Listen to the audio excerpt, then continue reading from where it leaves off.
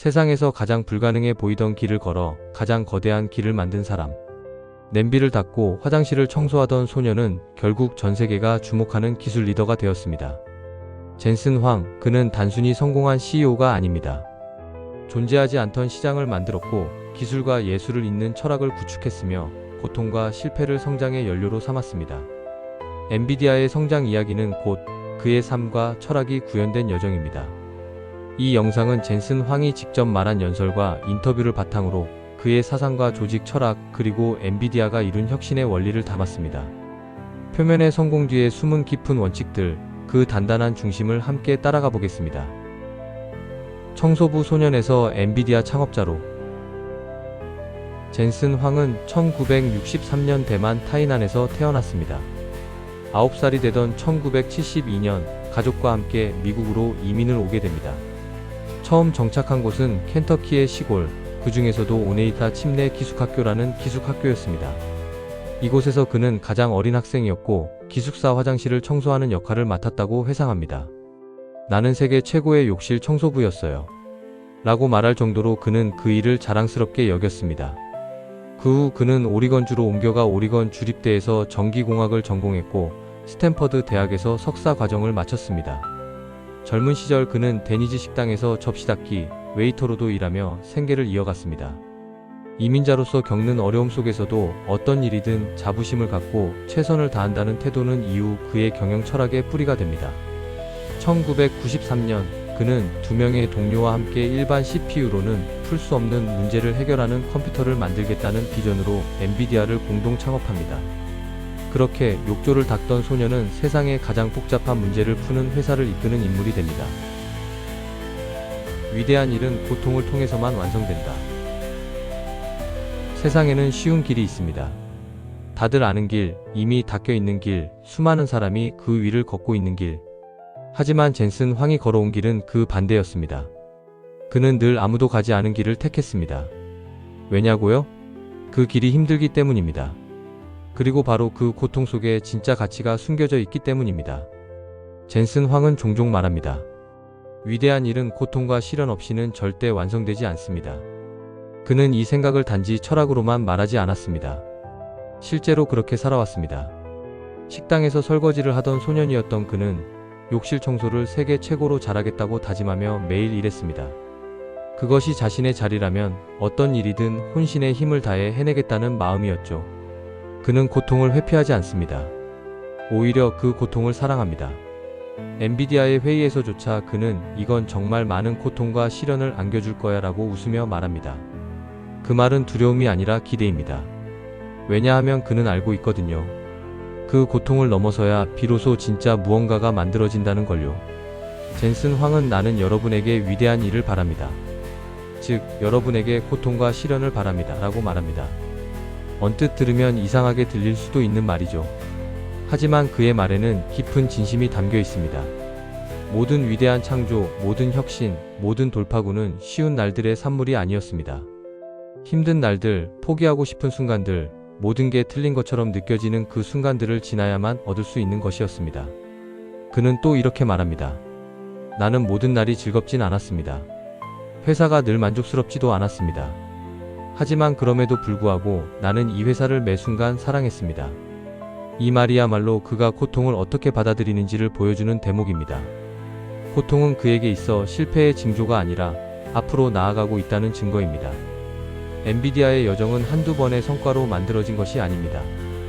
후다를 시작했을 때 시장은 냉담했습니다.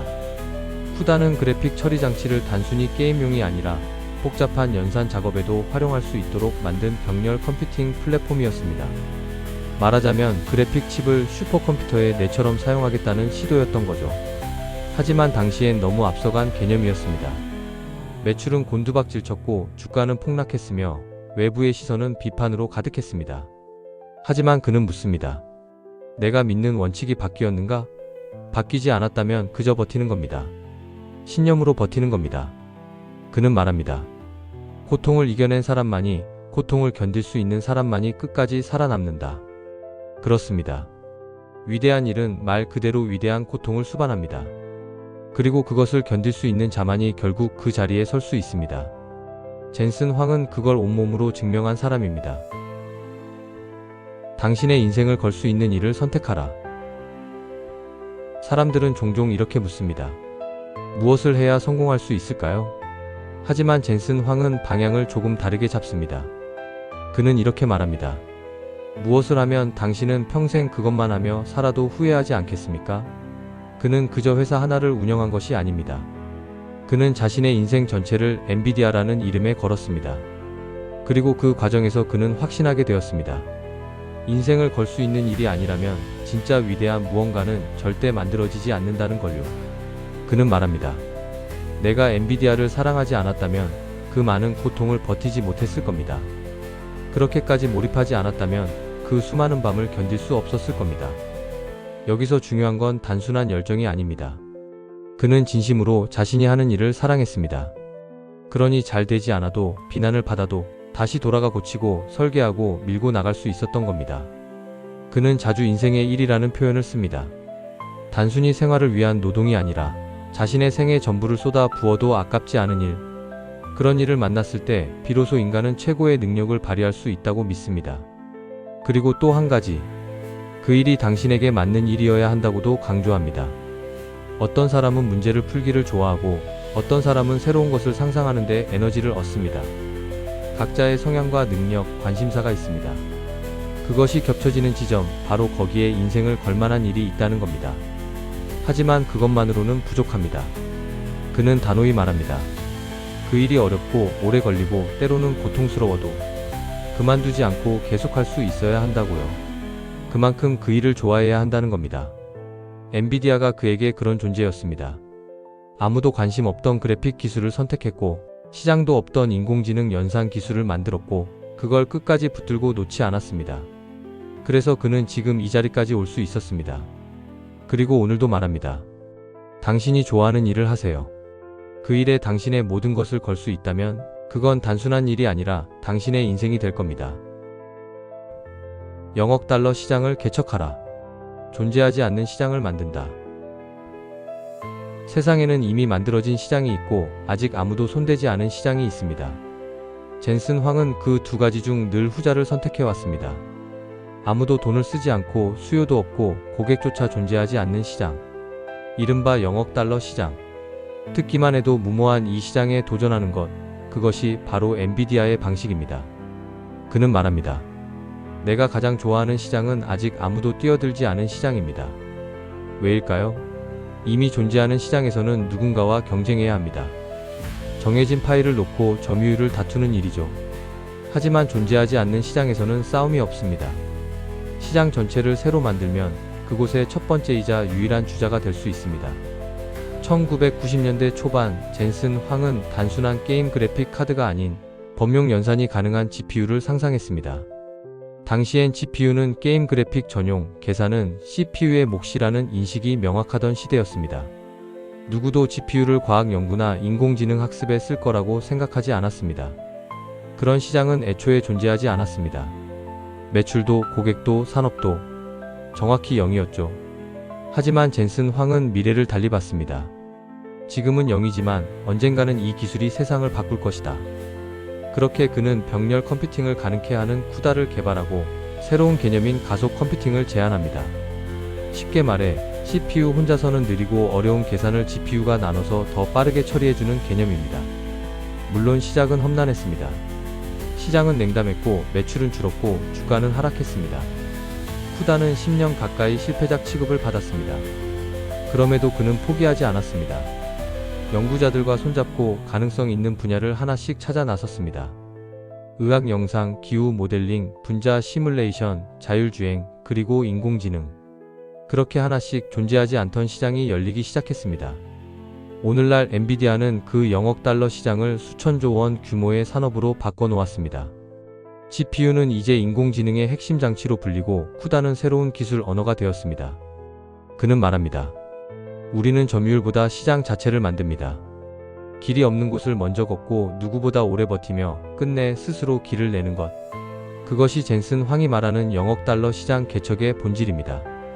그리고 그는 증명해냈습니다. 존재하지 않던 길을 걷는 자만이 존재하지 않던 세상을 만들 수 있다는 것을. 실패는 성장의 연료다. 실패는 누구에게나 두렵습니다. 하지만 젠슨 황에게 실패는 끝이 아니라 시작이었습니다. 엔비디아의 역사는 수많은 실패의 연속이었고 그 실패 하나하나가 회사를 오늘의 자리까지 이끌었습니다. 1993년 젠슨 황은 두 명의 동료와 함께 엔비디아를 공동 창업했습니다. 그들이 처음 개발한 기술은 포워드 텍스처 매핑이라는 3D 그래픽 렌더링 방식이었습니다. 이 기술을 바탕으로 게임 그래픽 시장을 공략하겠다는 전략이었죠.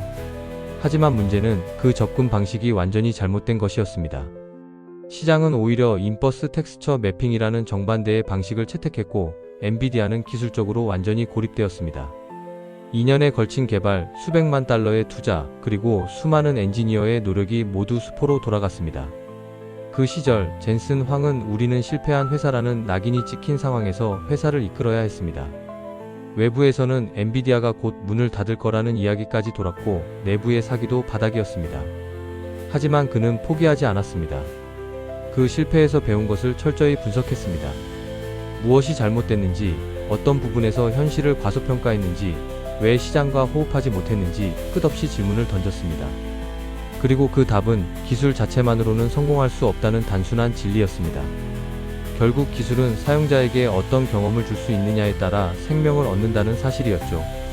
그때부터 젠슨 황은 방향을 완전히 바꿨습니다. 기술 중심에서 벗어나 사용자 중심의 경험을 우선순위에 두기로 한 겁니다.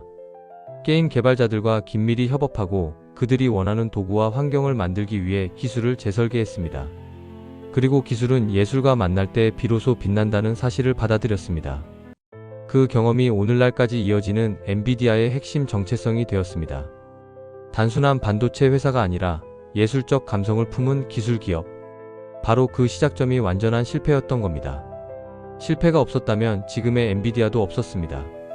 실패는 단순히 한 번의 시행착오가 아니라 회사를 통째로 바꾸는 계기가 된 셈입니다. 젠슨 황은 말합니다. 우리는 실패하면서 배웁니다. 실패는 피하는 게 아니라 껴안아야 할 대상입니다. 실패 속에만 진짜 배움이 숨어 있기 때문입니다. 실제로 그는 실수를 숨기지 않고 드러내는 문화를 회사 안에서 만들었습니다. 누구든 잘못할 수 있지만 그 잘못이 배움이 된다면 의미가 있다는 철학입니다. 실패는 낙인이 아니라 연료라는 것이죠. 오늘날 엔비디아는 인공지능, 자율주행, 슈퍼컴퓨팅 등 수많은 영역에서 선도적인 위치에 서 있습니다. 하지만 그 시작점은 바로 틀린 길을 걸었던 과거에서 출발합니다. 젠슨 황은 실패를 감추기보다는 오히려 자랑스럽게 이야기합니다. 왜냐하면 그 실패 속에 엔비디아의 방향성과 정체성, 그리고 성장의 뿌리가 있기 때문입니다. 첫 원칙으로 다시 사고하라. 고집이 아닌 철학으로 결정하라. 젠슨 황은 모든 문제를 바라볼 때 처음이라면 어떻게 설계했을까? 를 가장 먼저 자문한다고 말합니다. 이 말은 단순한 구호가 아니라 그의 모든 의사결정 방식에 스며든 철학입니다. 그는 이것을 첫 원칙 사고라고 부릅니다. 첫 원칙 사고란 기존의 관행이나 관성에서 출발하지 않고 문제를 가장 기본적인 단위로 분해해 본질부터 다시 생각해보는 태도입니다. 다시 말해, 지금까지 해오던 방식이 아니라 만약 오늘 처음부터 시작한다면 어떤 선택을 할지를 기준으로 삼는 것이죠. 엔비디아가 한때 극심한 위기를 겪었을 때 많은 이들은 기존의 수익성 있는 사업 모델을 지키기 위해 보수적인 결정을 내리자고 했습니다. 하지만 젠슨 황은 그렇게 하지 않았습니다. 그는 내가 믿는 원칙이 달라졌는가? 라는 질문을 스스로에게 던졌고 그 원칙은 여전히 유효했습니다. 외부의 소음이 아무리 커도 그는 철저하게 내면의 원칙에 따라 행동했습니다. 이 태도는 고집과는 다릅니다. 고집은 감정에서 나오고 원칙은 철학에서 나옵니다. 젠슨 황은 나는 감정적으로 집착하지 않는다. 철저하게 사고하고 납득 가능한 근거를 갖고 결정한다고 말합니다. 때론 그 결정이 모두에게 낯설고 심지어 시장에서도 비판받는 방향일지라도 그는 원칙에 기반해 판단을 내립니다. 대표적인 사례가 바로 쿠다입니다.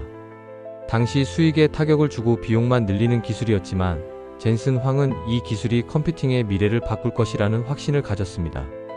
투자자들도 언론도 내부 직원들도 처음엔 설득되지 않았지만 그는 차근차근 이유를 설명했고 결국 모두가 그의 철학을 이해하게 됐습니다. 그가 강조한 것은 엑셀 파일이 아니라 설득력 있는 사고의 흐름이었습니다. 그는 이렇게 말합니다. 내가 말하는 모든 전략에는 근거가 있어야 합니다. 아무리 감이 좋아도 설명할 수 없다면 고집일 뿐입니다. 사고의 출발점은 철학이어야 합니다. 이 원칙은 기술뿐 아니라 조직 운영에도 그대로 적용됩니다. 그는 조직 구조를 다시 설계할 때도 매번 처음부터 출발합니다. 지금이라면 어떤 방식이 더 효율적일까? 지금이라면 어떤 구조가 더 빠른 협업을 가능하게 할까?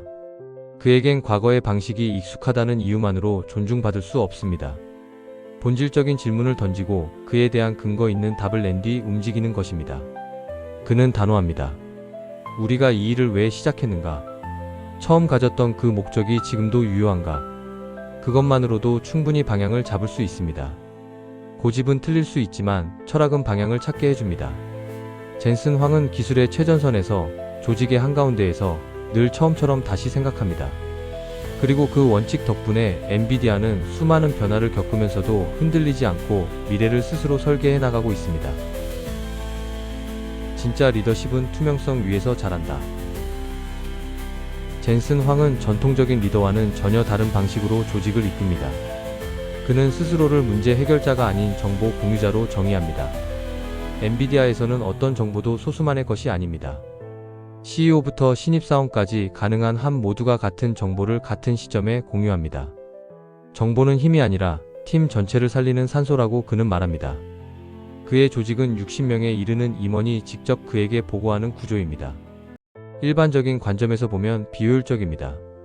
하지만 그는 다르게 생각합니다. 위계적으로 정보를 타고 내려오게 하면 왜곡되고 늦게 전달됩니다.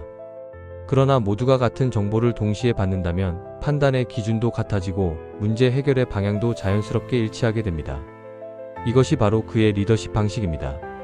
단순한 명령 전달이 아닌 집단 지성의 연동을 통해 움직이는 조직. 그의 회의는 독특합니다. 사적인 대화는 거의 없습니다. 피드백도 조용히 1대1로 주지 않습니다. 대신 문제와 실수를 모두가 있는 자리에서 공유합니다. 누군가가 실수했다면 그 이유와 배경을 설명하고 그것이 왜 잘못된 판단이었는지를 함께 분석합니다. 그는 단호하게 말합니다. 피드백은 배움입니다. 배움은 모두가 함께 해야 하죠. 이런 문화는 사람을 불편하게 만들 수 있습니다. 실수를 공개적으로 지적받는 것은 누구에게나 고통스럽기 때문입니다. 하지만 그는 오히려 그 고통 속에 조직의 성장이 있다고 말합니다. 문제를 혼자서 짊어지는 대신 다 함께 학습할 수 있다면 그 실수는 가치 있는 자산이 됩니다.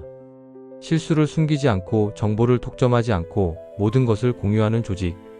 그래서 엔비디아의 팀원들은 단순히 업무를 수행하는 사람이 아니라 스스로 문제를 정의하고 해결하는 주체가 됩니다. 젠슨 황은 리더십을 타고나는 것이 아니라 훈련되는 것이라고 말합니다. 회의에서 끊임없이 사고하고 판단하고 토론하면서 리더는 성장합니다. 피드백을 줄 수 있는 사람도 피드백을 받아들이는 사람도 훈련됩니다. 그리고 이 훈련의 전제가 바로 투명성입니다. 조직의 모든 구성원이 동일한 정보를 갖고 공통의 문제의식을 공유할 때 비로소 각자에게 책임이 생깁니다. 그리고 그 책임은 두려움이 아니라 자기 일에 대한 자부심으로 이어집니다. 그는 말합니다. 모두가 같은 악보를 보고 연주해야 조직은 진짜 힘을 낼 수 있습니다. 그가 말하는 악보란 곧 공유된 정보이며 리더의 철학이고 조직의 방향성입니다. 젠슨 황이 만든 엔비디아는 수많은 기술 기업이 실패한 길을 걸어 성공한 조직입니다. 그 중심에는 비범한 기술만이 아니라 비범한 리더십 문화가 있습니다. 그리고 그 리더십은 언제나 투명한 공유와 공개된 피드백에서 시작됩니다. 일은 생계가 아니라 인생이다. 라이프스 워크의 정신. 젠슨 황은 늘 이렇게 말합니다. 나는 아침에 일어나서 자리에 들 때까지 일합니다. 일하지 않을 때는 일에 대해 생각합니다. 이 말을 들으면 그가 얼마나 일벌레인지 생각할 수도 있겠지만 사실 그가 말하고자 하는 건 단순한 노동의 양이 아닙니다. 그에게 있어 일이란 곧 삶 자체이며 인생의 표현이자 설계입니다. 그는 그걸 라이프스 워크, 즉 인생의 일이라고 부릅니다. 엔비디아는 단순한 직장이 아닙니다. 그는 이 회사를 자신의 존재를 담는 그릇으로 여기고 있습니다. 사무실, 회의실, 개발실은 그의 하루가 숨쉬는 공간이고 그곳에서 나오는 모든 기술과 제품은 그의 신념이 깃든 결과물입니다. 젠슨 황은 말합니다. 나는 엔비디아를 사랑합니다.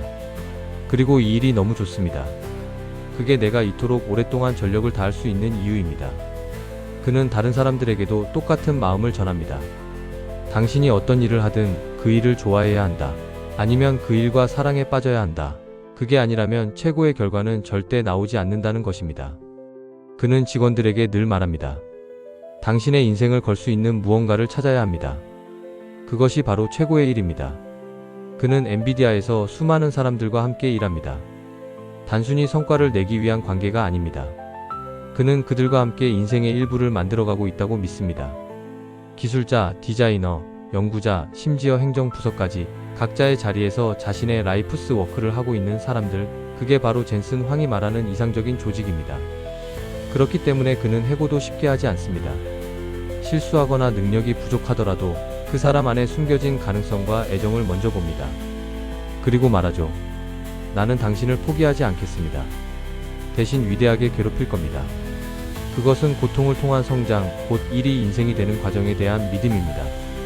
그가 말하는 일의 가치는 단순한 생계 수단을 넘어섭니다. 얼마나 버느냐가 아니라 이 일이 나를 어떻게 바꾸는가, 내 삶이 이 일을 통해 어떻게 확장되는가에 있습니다. 그는 이를 통해 자신의 철학을 표현하고 자신의 감정을 담고 자신의 존재 이유를 확인합니다. 그래서 그의 일은 작품이며 그의 회사는 인생의 일부입니다. 그는 말합니다. 나는 단지 회사를 운영하는 사람이 아닙니다. 나는 이 회사를 통해 세상을 어떻게 바꾸고 싶은지를 보여주는 사람입니다. 이것이 젠슨 황이 생각하는 일입니다. 수치나 성과로 계산되는 것이 아니라 신념, 애정, 그리고 인생의 에너지가 스며든 노력의 총합? 그는 모든 사람에게 묻습니다. 당신에게도 그런 일이 있습니까? 당신이 인생을 걸고 싶은 단 하나의 일이 있습니까? 그리고 그 일을 찾은 사람은 더 이상 출근하지 않습니다. 그저 자신의 삶을 살아갑니다. 기술은 예술이 될 때 진짜 가치를 만든다. 엔비디아의 CEO 젠슨 황은 기술 기업의 리더이지만 그가 이야기하는 언어는 조금 다릅니다. 성능, 최적화, 속도 같은 단어보다 그는 아름다움, 정성, 공감 같은 감성적인 말을 자주 씁니다. 그는 기술을 단순한 도구로 보지 않습니다. 기술은 예술이 되어야 하고 제품은 예술 작품처럼 다뤄져야 한다고 믿습니다. 그는 말합니다. 정말 오래 기억되는 제품은 기능이 아니라 감정으로 남는다. 1993년 젠슨 황이 엔비디아를 창업했을 당시 세상은 3D 그래픽 기술을 기능으로만 보던 시대였습니다. 하지만 그는 게임 개발자들과 함께 일하면서 결정적인 것을 깨달았습니다. 기술은 사람을 감동시키는 데 쓰여야 한다. 그래픽이란 결국 예술이다. 이 철학은 엔비디아의 제품 철학에 깊이 자리 잡았습니다. 단순히 데이터를 처리하는 칩이 아니라 상상력을 구현하고 감정을 전달하고 창조를 가능하게 하는 도구를 만든다는 사명감이죠. 그는 종종 이렇게 말합니다. 제품을 만들 때는 기능이 아니라 느낌을 떠올려야 한다. 이걸 본 사람이 어떤 감정을 느낄까? 이걸 쓰는 사람이 어떤 경험을 하게 될까? 이 감성적인 질문은 엔비디아를 세계에서 가장 주목받는 테크 기업 중 하나로 만들었습니다. 세상은 점점 차가운 숫자와 논리로 움직이지만 젠슨 황은 오히려 그럴수록 더 따뜻한 감정을 이야기합니다. 그는 회의 시간에도 이건 아름답지 않아, 이건 정성이 느껴지지 않아 라는 말을 합니다. 단지 효율적인 운영, 빠른 출시, 높은 수익률로는 사람의 마음을 얻을 수 없다고 믿기 때문입니다. 그래서 그는 말합니다. 좋은 회사는 운영으로 만들 수 있습니다. 하지만 위대한 제품은 운영만으로는 절대 나오지 않습니다. 운영은 표준화된 절차입니다. 사람을 배치하고 예산을 관리하고 리스크를 통제하고 시간을 맞추는 일입니다. 중요하긴 하지만 그걸로는 한계가 있습니다. 제품의 혼은 담기지 않기 때문입니다. 젠슨 황이 말하는 장인 정신은 바로 이 점에서 출발합니다. 누군가를 감동시키기 위해선 제품의 정성과 감정을 담아야 한다는 믿음이죠. 그는 기술자들을 공학자로만 부르지 않습니다. 그들을 예술가 혹은 장인으로 대합니다. 기능적 완성도가 높은 제품이 아니라 사람의 마음을 울리는 제품, 직관적으로 와닿는 아름다움을 가진 제품을 만들기를 바랍니다. 그리고 이 철학은 단지 말에 그치지 않았습니다. 엔비디아는 그래픽 기술을 통해 게임과 예술의 경계를 허물었고 AI 기술을 통해 음악과 영상, 언어와 감정을 창조하는 시대를 열었습니다. 젠슨 황은 그 길의 맨 앞에 서 있습니다. 그는 말합니다. 기술이 예술과 만날 때 우리는 비로소 새로운 세상을 만듭니다. 그 만남이 없다면 우리는 단지 더 빠르고 더 똑똑한 기계를 만들 뿐이죠. 하지만 그 만남이 있을 때 우리는 경이로움을 만들어낼 수 있습니다. 어떤 제품은 잘 팔리지만 금방 잊힙니다. 하지만 어떤 제품은 오랫동안 사람의 기억에 남습니다. 그 차이를 만드는 건 성능이 아니라 정성, 운영이 아니라 감동, 표준화가 아니라 장인 정신입니다. 젠슨 황은 오늘도 엔비디아에서 기술과 예술이 만나는 접점을 찾고 있습니다. 그리고 그 만남이 세상에 던지는 메시지는 분명합니다. 기술은 감동을 만들 수 있어야 한다. 그래야 진짜 가치가 된다. 운영이 아니라 철학이 회사를 이끈다. 기술이 아니라 신념이 세상을 바꾼다. 젠슨 황과 엔비디아의 이야기는 단지 반도체와 그래픽 카드, AI의 성공담이 아닙니다. 그것은 무엇을 만들 것인가 보다 어떻게 살아갈 것인가에 대한 질문과 답의 연속이었습니다. 그는 말합니다. 나는 당신을 위대하게 괴롭힐 겁니다. 그 말 속엔 고통 속에서도 멈추지 않고 실패 속에서도 길을 만들며 일상을 예술로 만드는 한 사람의 철학이 고스란히 담겨 있습니다. 지금 이 순간 우리 각자의 자리에서 나만의 걸작을 만들기 위해 꾸준히 걸음을 내딛고 있는 잘되는 당신을 응원합니다. 끝까지 시청해주셔서 감사합니다.